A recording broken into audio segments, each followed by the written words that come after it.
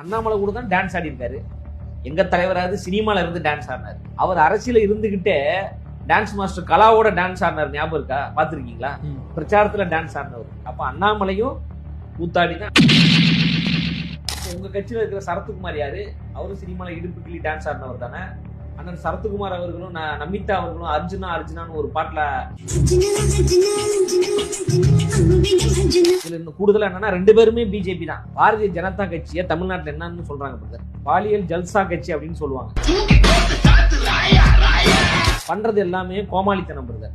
1 கோடி உறுப்பினர்கள் கட்சியில சும்மா சேருவாங்களா? பிஜேபியில இருக்காங்களா 1 கோடி பேர் தமிழ்நாட்டுல? இல்ல 234 தொகுதிகளில் போட்டியிடுவதற்கு வேட்பாளர்கள் இருக்காங்களா பிஜேபி கட்சியில? அண்ணாமலை முதல்ல எம்எல்ஏ வாங்க. அண்ணாமலை நாடாளுமன்ற தேர்தலில் போட்டிட்டார், ஜெயிக்க முடிஞ்சா? அப்புறம் இன்னொன்னு சொல்றாரு, 50 வயசுலதான் இவர் அரசியலுக்கு வராரு, அது வரைக்கும் எங்க போனாரு அப்படின்னாரு. இவர் என்ன பிறந்த உடனே கட்சி வேட்டி கட்டிட்டு அரசியலுக்கு வந்துட்டாரு அண்ணாமலை? கை குழந்தை இருக்கும் போதே பிஜேபி சேர்ந்து அரசியல் பண்ணி செய்திருக்க வேண்டியதானே? உங்களால எம்எல்ஏவும் ஆக முடியல, எம்பியாவும் ஆக முடியல. மக்கள் உங்களை தொடர்ந்து புறக்கணிக்கிறாங்க. மக்களால் வீழ்த்தப்படக்கூடிய, மக்களால் தோற்கடிக்கப்படக்கூடிய ஒரு தலைவராக அண்ணாமலை அவர்கள் இருக்கிறார்.